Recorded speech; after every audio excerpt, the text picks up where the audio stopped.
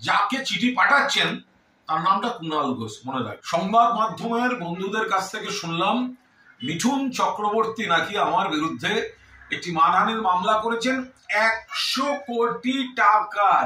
100 কোটি টাকার। আমি এখনো কোনো চিঠিপত্র কিছু পাইনি। তো আমার একটি বক্তব্য যে আমিও জানিয়ে রাখি, আমিও একটি মামলা ওনার বিরুদ্ধে ফাইল করেছি। তো এখন তার নোটিশটা এখনো আমার আইনজীবী অয়ন চক্রবর্তী একটু অসুস্থ, দ্রুত সুস্থ হচ্ছে, ফলে নোটিশটা এখনো পাঠায়নি। মামলা আমিও করেছি।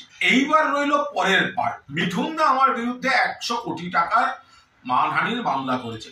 আরে যে দল বদলু মাল, যে কথায় কথায় দল বদল করে, ছোটবেলায় নাকি নকশাল, তারপরে জ্যোতি আঙ্কেল, ও পাশে গিয়ে ও নাকি ওখানে গিয়ে শিবসেনা, তারপরে চলে গেল মমতা বন্দ্যোপাধ্যায়কে আমার বোন, তারপরে সে চলে গেল বিজেপিতে। যে ঘন ঘন দল বদল করে, কোন দলে তার মান নেই, তার আবার মানহানির মামলা।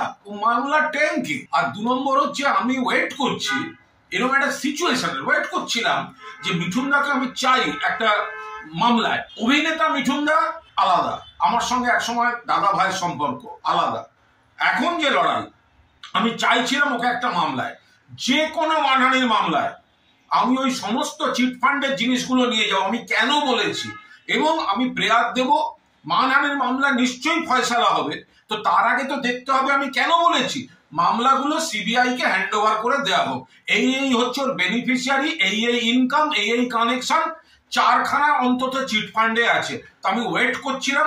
এখন মিঠুন দাই যখন নেমন্তন্ন করে আনছে, বাকিটা মিঠুন চক্রবর্তী, আপনার সঙ্গে আমার কোর্টে দেখা হবে। আর একটা জিনিস মনে রাখবেন, যাকে চিঠি পাঠাচ্ছেন তার নামটা কুণাল ঘোষ, মনে রাখবেন।